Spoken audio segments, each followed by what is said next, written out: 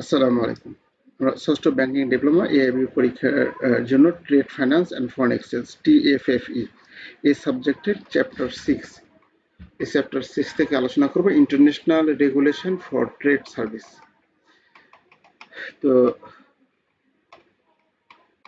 এখানে যে প্রশ্নগুলো আছে অল্প কয়েকটি প্রশ্ন আছে, এই প্রশ্নগুলো একটু আমরা দেখব।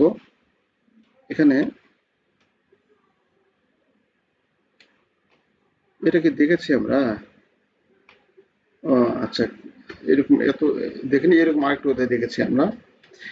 এখানে বলা আছে আন্তর্জাতিক বাণিজ্য সেবার আন্তর্জাতিক প্রবিধানসমূহ কি কি? আন্তর্জাতিক বাণিজ্য সেবার আন্তর্জাতিক প্রবিধানসমূহ কি কি? এর আগে আমরা দেখেছি কি, এর আগের একটা অধ্যায় দেখেছি আমদানি এবং রপ্তানির জন্য দেশীয় প্রবিধানগুলো কি কি। হ্যাঁ, দেশীয় প্রবিধান আছে, তাই না? এই প্রবিধানগুলো কিন্তু আমাদের একটু মনে রাখতে হবে, আর একটু লিখতে হবে, যতদূর পারি একটু আমাদের লিখতে হবে, তাহলে আমরা ভালো মার্ক পাবো। অন্তত পক্ষে সেই প্রবিধানের নামগুলো আমরা যেন মনে রাখতে পারি। আচ্ছা, 1 নম্বরে আমাদের আলোচনা করা আছে আন্তর্জাতিক প্রবিধান।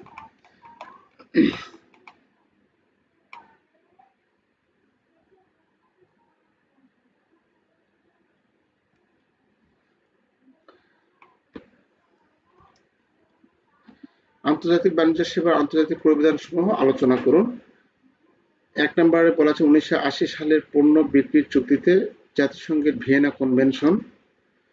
এত কিছু যদি আপনি বলা না থাকেন 1900 সালে কি চুক্তি ভিত্তিতে বলা, তাহলে জাতিসংঘের ভিয়েনা কনভেনশন বা ভিয়েনা কনভেনশন এটা দিতে পারে।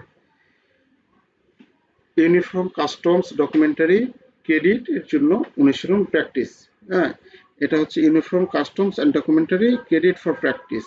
এটা হচ্ছে ইউসিপি 600, এটা আপনি দিতে পারেন, ইউসিপি 600। তারপর আছে সংগ্রহের জন্য, এটা হচ্ছে যদি একটু খুব বড় মাপের প্রশ্ন হয়, যে 10 মার্ক বা 8 মার্ক প্রশ্ন হয়, তাহলে এখান থেকে এই যে লিখতেছেন এই লেখার পাশাপাশি একটু ব্যাখ্যা দিবেন যে মানে কথাটার ঘুরেবিলিটা একই হবে, যেটা আন্তর্জাতিক বাণিজ্যের জন্য খুব গুরুত্বপূর্ণ ভূমিকা পালন করে এবং এর ফলে আমাদের আন্তর্জাতিক বাণিজ্য নিয়ন্ত্রণ করা বা পরিচালনা করা সহজ হয়। এই যে কমন কথাটা, এই কমন কথাটা সবার মাঝে প্রায় ঘুরে পিছিয়ে মারা দিবেন। এখানে শুধু আমাদের ডকুমেন্ট গুলো দেওয়া হয়েছে, তো আমাদের এই ব্যাখ্যা যদি চেয়ে থাকে, অর্থাৎ এটা যদি 8 মার্ক বা 7 মার্কের প্রশ্ন হয়ে থাকে, তাহলে এখান থেকে 5টি বা 4টি আমরা যে কয়টি পারি লিখে আমরা ওই ব্যাখ্যাটা দিব। আচ্ছা, তাহলে এটা ভিয়েনা কনভেনশন। তারপরে আছে ইউসিপি 600 সংগ্রহের জন্য বিভিন্ন নিয়ম। এটা হচ্ছে ইউআরসি, এটা মনে রাখা কঠিন অবস্থা। সংস্করণ 1 সহ ইউআরসি 522, এটা আপনার টেক্সট বুকে এই আলোচনাগুলো করা আছে আর কি, ডাইরেক্ট। ডকুমেন্টারি ক্রেডিট ইউআরআর 725 এর অধীনে ব্যাংক টু ব্যাংক রিএম্বার্সমেন্ট জন্য অভিন্ন নিয়ম, ইন্টারন্যাশনাল স্ট্যান্ডার্ড ব্যাংকিং প্র্যাকটিস। এই জিনিসগুলো হচ্ছে আমাদের কমন, মানে দিতে হবে। সেটা হচ্ছে এই যে জাতিসংঘের ভিয়েনা কনভেনশন, তারপরে আছে ইউসিপি 600, তারপরে আছে ইন্টারন্যাশনাল ব্যাংকিং মানে আইএসবিপি, ইন্টারন্যাশনাল স্ট্যান্ডার্ড ব্যাংকিং প্র্যাকটিস, আইএসবিপি। তারপরে ইনকোট্রাম, এত আন্তর্জাতিক স্ট্যান্ড বাই অনুশীলন, চাহিদা গ্যারান্টির জন্য অভিন্ন নিয়ম, ইন্টারন্যাশনাল ফ্যাক্টরিং এর জন্য সাধারণ নিয়ম, documentary instrument deposit resolution, expert rules, DOCDEX. তারপরে বৈদ্যুতিক স্থানান্তর। আচ্ছা, তো আমাদের এই 4-5টা একটু, এই যে এখানে যে আন্তর্জাতিক স্ট্যান্ড বাই অনুশীলন, আইএসপি, ইউআরডিজি এবং গ্রিফ, এগুলো যতদূর এই কোটা পড়ে যতদূর মনে থাকে আর কি, সে কোটা লেখার চেষ্টা করুন যদি আমাদের চায় আর কি। আন্তর্জাতিক বাণিজ্যে আন্তর্জাতিক সেবার প্রবিধানগুলো আলোচনা করুন। তো এখন পর্যন্ত এটাতে আমাদের কোনো আসে নাই, কোনো প্রশ্ন আসে না এখানে। কিন্তু এই প্রশ্নটা আমাদের অনেক গুরুত্বপূর্ণ। ইউসিপি 600 এর মূল বৈশিষ্ট্য আমাদের উল্লেখ করুন। ইউসিপি 600, এটা হচ্ছে আমাদের কাছে কি, uniform customs and documentary credit for practice. এটা হচ্ছে ইউসিপি 600। তাহলে ইউসিপি 600 হচ্ছে আমাদের UCP uniform custom and practice. UCP 600 এর মূল বৈশিষ্ট্য হলো স্বার্থের সুরক্ষা অবশ্যই আমাদের উভয় পক্ষের স্বার্থ, ক্রেতা বিক্রেতা উভয় পক্ষের স্বার্থ সংরক্ষণ করে সংশোধন। এই যে বৈশিষ্ট্যগুলো, এই বৈশিষ্ট্যগুলো এমন একটা বৈশিষ্ট্য, এটা প্রায় সবগুলোর মধ্যেই থাকবে। আপনাদের যে প্রবিধানে থাকুক, বাংলাদেশ ব্যাংকের যদি প্রবিধানও থাকে, তাহলে সেখানে আমরা এটাই লিখতে পারবো যে দেশীয় প্রবিধানগুলোর বৈশিষ্ট্য রাখবো, তাহলে এই কথাটাই আমরা লিখতে পারবো, স্বার্থের সুরক্ষা। কারণ সেখানে তো আমাদের মানে ক্রেতা বিক্রেতা উভয়ের তো স্বার্থ রক্ষা করার কথা বলা থাকবে, তাই না? না একজন নিঃস্বার্থর কথা বলা থাকবে? এখানে স্বার্থপরতার কথা বলা থাকবে না তো, তাই না? নিঃস্বার্থ থাকবে, মানে উভয়ের স্বার্থ রক্ষা পাবে। সংশোধন, বাস্তবায়ন, নমনীয়তা, কাঠামো, নির্দিষ্ট প্রবন্ধ, সম্মতি প্রয়োজনীয়তা, নথিপত্রের সমীক্ষা, সার্বজনীন গ্রহণযোগ্যতা, বাংলাদেশে আইনি কাঠামো এবং ইলেকট্রনিক পেমেন্ট। এখানে আপনার 4-5টা পয়েন্ট যেটা আপনার মনে থাকে বলতে, যেগুলো আমরা প্রত্যেকটি প্রবিধানের ক্ষেত্রে প্রযোজ্য, সেটা হচ্ছে স্বার্থের রক্ষা, সংশোধন ও বাস্তবায়ন। কারণ প্রত্যেকটা প্রবিধানে আমাদের সংশোধন বাস্তবায়ন করতে হয়। নমনীয়তা, কাঠামো, নির্দিষ্ট প্রবন্ধ। এখানে নির্দিষ্ট প্রবন্ধ বলতে এলসি লেনদেনের জন্য জড়িত মূল নথিগুলির জন্য একটি নির্দিষ্ট নিবন্ধন বরাদ্দ করে বাণিজ্যিক চালান, পরিবহন নথি এবং বিমা নথি। নির্দিষ্ট কিছু চ্যাপ্টারগুলো, সেই নির্দিষ্ট চ্যাপ্টার বা নির্দিষ্ট অনুচ্ছেদগুলো এখানে আমাদের কি করে, সেইগুলোকে রেফার করা। ইউসিপি 600-র জন্য আমাদের এই চ্যাপ্টারগুলি আমাদের বরাদ্দ করা আর কি। বরাদ্দ করা বলতে আমাদের যে প্রবিধান থাকবে, সেই প্রবিধানে এই জিনিসগুলোর সম্বন্ধে আমাদের বলা থাকে, বাণিজ্যিক চালান, পরিবহন নথি এবং বিমা নথি। সম্মতি প্রয়োজনীয়তা, অর্থাৎ আমাদের আমরা কোনো নিয়ম বা আইন কানুন যে মেনে চলবো, এটার জন্য যে একটা সম্মতি দেওয়া, এটা হচ্ছে প্রয়োজনীয় সম্মতির প্রয়োজনীয়তা আর কি। যে ইউসিপি 600 অনুচ্ছেদে কমপ্লাইং প্রেজেন্টেশন শব্দটি সংজ্ঞায়িত করে ব্যাংকগুলি এলসি শর্তাবলী বিবেচনা করতে বাধ্য করে। ইউসিপি 600 এ উল্লেখিত নিয়মগুলি এবং নথিগুলি পরীক্ষা করার সময় ইন্টারন্যাশনাল স্ট্যান্ডার্ড ব্যাংকে অনুসরণ করে। এই যে এটা হচ্ছে মূল বিষয়, যে অবশ্যই কাউকে একটা স্মরণ করতে হবে, তাহলে সেটা কি, ইন্টারন্যাশনাল ব্যাংকিং স্ট্যান্ডার্ড ব্যাংকিং অনুসরণ করে থাকে। সম্মতিপত্রের পরীক্ষা, সর্বজনীন গ্রহণযোগ্যতা, এটা তো অবশ্যই থাকতে হবে। যে কোনো নিয়ম কানুনে অবশ্যই আমাদের সর্বজনীন গ্রহণযোগ্যতা থাকতে হবে, গ্রহণযোগ্যতা থাকতে হবে। সর্বজনীন গ্রহণযোগ্যতা না থাকে তাহলে সেটা তো হবে না। কারণ ক্রেতা বিক্রেতা বা আমদানিকারক রপ্তানিকারকের মধ্যে যদি আমাদের এটা গ্রহণযোগ্যতা না থাকে, তাহলে তো এটা আমাদের কেউ মানবে না। বাংলাদেশের আইন কাঠামো,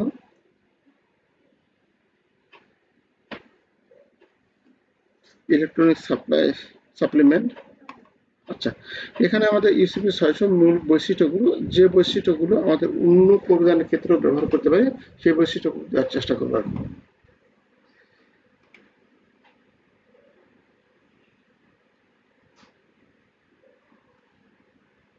international standard for banking practice, এখানে এর উদ্দেশ্য কি? এর উদ্দেশ্য অভিন্নতা বৃদ্ধি, অসঙ্গতি হ্রাস, স্বচ্ছতা এবং ধারাবাহিকতা, পরিপূরক নির্দেশিকা, তারপরে বিস্তারিত কভারেজ। তাহলে এখানে আমাদের আইএসবিপি ইন্টারন্যাশনাল স্ট্যান্ডার্ড ব্যাংকিং প্র্যাকটিস, এর উদ্দেশ্য হচ্ছে অভিন্নতা বৃদ্ধি। আমাদের এক ব্যাংক আরেক নিয়মে করছে, আরেক ব্যাংক আরেক নিয়মে করছে, বা এইরকম যদি অভিন্নতা যদি আমরা করে থাকি, মানে কোনো ব্যাংক যদি করে থাকে, তাহলে সেটা যেন না করে থাকে, একই নির্দিষ্ট কাঠামো বা একই রুলসের আন্ডারে যেন কাজ করে থাকে।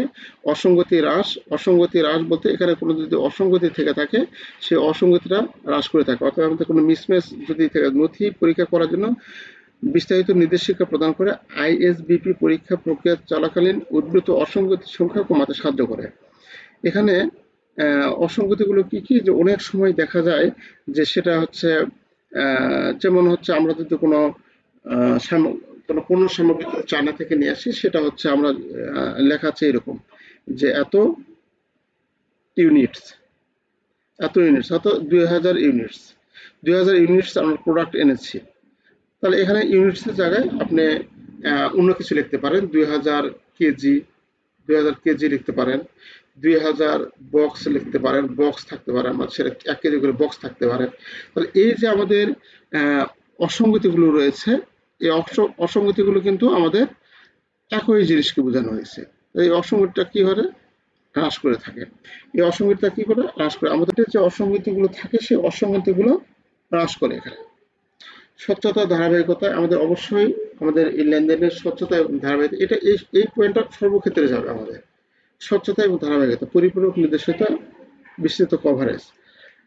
আচ্ছা, পরিপূরক নির্দেশক ইউসিবি 600 ঋণপত্রের পরিচালনা মৌলিক নীতিগুলো নির্ধারণ করে। আইএসবিপি এই নীতিগুলি কার্যকরভাবে বাস্তবায়নে অনুশীলনকারীদের সহায়তা করার জন্য অতিরিক্ত নির্দেশিকা ও বাস্তব উদাহরণ প্রদান করে। আচ্ছা, এটা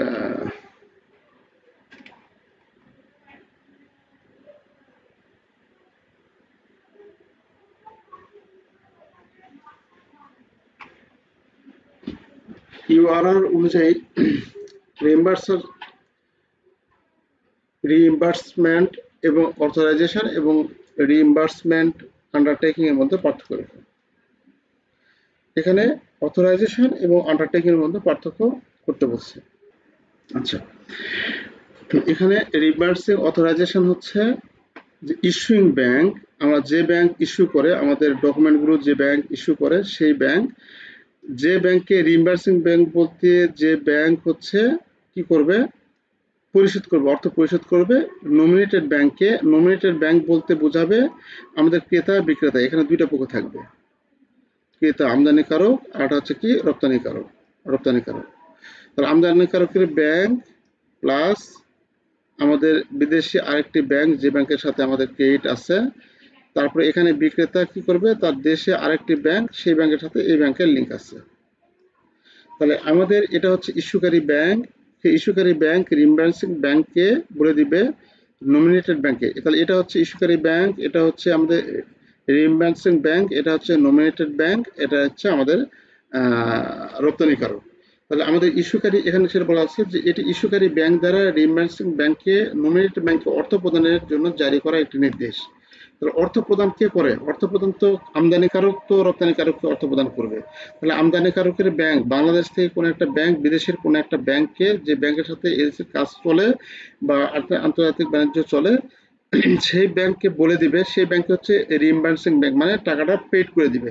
সেখানে পেড করে দিলে কাকে পেড করে দিবে, নমিনেটেড ব্যাংক, যে ইস্যু অর্থাৎ যে বিক্রেতা, যে রপ্তানিকারক, সে যে ব্যাংকের সাথে ডিল করে সেটা হচ্ছে আমাদের নমিনেটেড ব্যাংক, সেই ব্যাংকে টাকাটা কি করবে, পরিশোধ করে দিবে। এটার নাম হচ্ছে আমাদের অথরাইজেশন।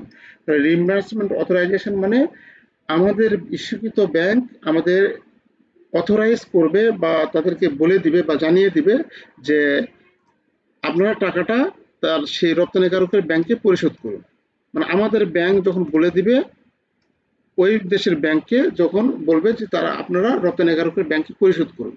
এটা হচ্ছে আমাদের এখানে একসঙ্গে সবগুলো বলে দেওয়া আছে যে ইস্যুকারী ব্যাংক দ্বারা রিইম্বার্সিং ব্যাংকে নমিনেটেড ব্যাংকে অর্থ প্রদানের জন্য জারি করার নির্দেশ, সেটা কি অথরাইজেশন। আর আন্ডারটেকিং হচ্ছে এটি রিইম্বার্সিং ব্যাংক দ্বারা নমিনেটেড ব্যাংকের প্রতি রিইম্বার্সমেন্টের বাধ্যবাধকতাকে মর্যাদা করার প্রতিশ্রুতি।